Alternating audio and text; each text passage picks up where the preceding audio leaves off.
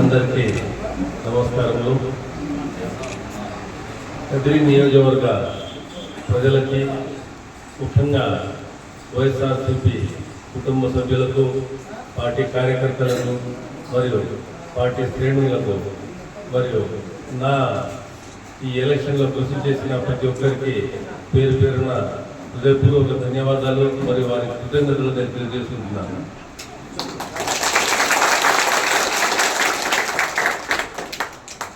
మన నాయకులు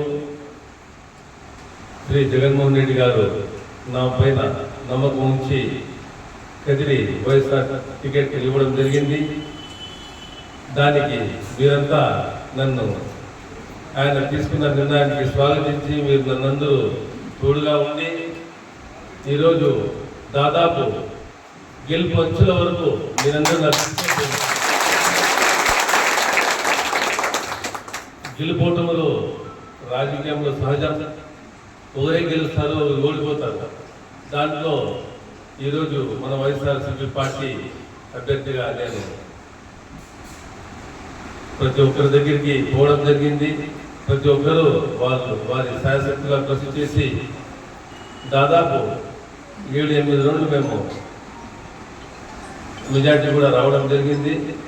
ఇంకా కదిరి నియోజకవర్గ ప్రజలు వాళ్ళు తీసుకున్న నిర్ణయం మాకు శిరోధార్యం. మేము వారు ఇచ్చిన తీర్పును మేము స్వాగతిస్తూ శిరసా వహిస్తున్నాం. కానీ రానున్న రోజుల్లో తప్పకుండా మళ్ళీ వైఎస్ఆర్సీపీ పార్టీ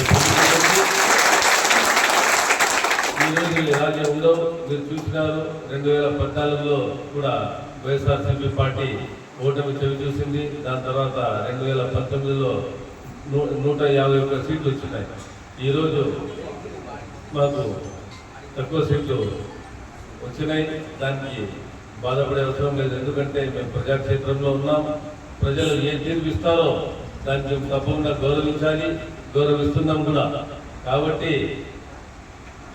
ఈరోజు మీకందరికీ నేను ఒక మాట చెప్పదలుచుకున్నాను. ఏమంటే మీరు ఎలాంటి అధైర్యపడే అవసరం లేదు.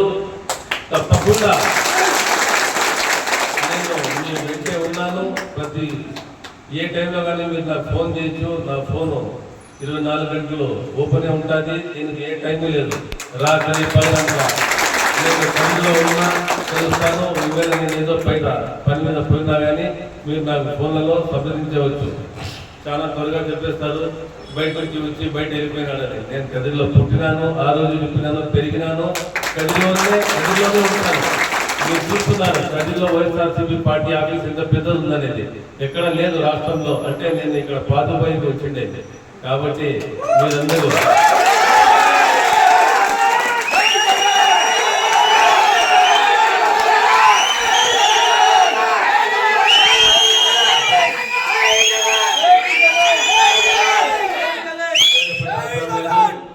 నిన్నటి రోజు మన గౌరవనీయులైన శ్రీ జగన్మోహన్ రెడ్డి గారిని కలవడం జరిగింది. దాదాపు 45 నిమిషాలు సార్తో కూర్చొని ప్రతి ఒక్కరూ మాట్లాడినాము. సార్ కానీ చాలా బాధపడుతున్నారు. బాధపడుతూ ఉండేది పవర్ రాలేదని కాదు, ఇక మా ప్రజల వాళ్ళకి మంచి సంక్షేమం ఎలా జరగాలనే దానిపైనే ఆయన బాధపడుతూ ఉంది. కాబట్టి మన ముఖ్యమంత్రి వర్యులు 9వ తేదీ వరకు కూడా ఆయన ముఖ్యమంత్రి గుర్తుపెట్టుకుని ఈరోజు 6వ తేదీ ఇంకా 3 రోజులు నేను ఆయన్ని ముఖ్యమంత్రి వర్యులనే నేను సంబోధిస్తాను. కాబట్టి ఆయన తపన, ఆయన ఆలోచన, ఆయన ప్రతి నిమిషము మన రాష్ట్ర ప్రజల గురించే ఆలోచిస్తున్నారు. వేరేది ఏంటి ఆయనకు ఆలోచన లేదు. ఆయన్ని కలిసిన తర్వాత ఆయన ఎంత తపన పడుతున్నారు. నిజంగా ఆయనతో నేను ఉన్న దానికి, వారితో నేను ప్రయాణిస్తున్న దానికి చాలా గర్వంగా ఉంది. మరియు పార్టీలో ఉండి మీలాంటి మనకు శ్రేయోభిలాషులతో కలిసి కూర్చోవడము, తిరగడము ఈ 6 నెలలు జరిగింది. ఇలాగే రానున్న 6 నెలలు, 5 నెలలు, 7 నెలలు అనుకున్న జీవితం అంతా మీతో కలిసి ప్రయాణం చేస్తానని నేను ఒక మంచిగా మీతో ఉంటానని మిమ్మల్ని అందరినీ నేను మనవి చెప్పుకుంటున్నాను. కాబట్టి మన వైఎస్ఆర్సీపీ పార్టీ కార్యకర్తలు కానీ, పెద్దోళ్ళు కానీ, చిన్నోళ్ళు కానీ ఎలాంటి అధైర్యపడకుండా చాలా ధైర్యంగా ఉండి ఏదైనా చిన్న సమస్యలు వస్తే మీరందరూ కలిసికట్టుగా నిలబడి వచ్చే ఏ ఇబ్బంది అయినా అందరూ కలిసికట్టుగా మేమందరం ఎదుర్కొంటాం. అదేగాక నేను కూడా తప్పకుండా ఇక్కడే ఉంటాను, మీతో ఉంటాను.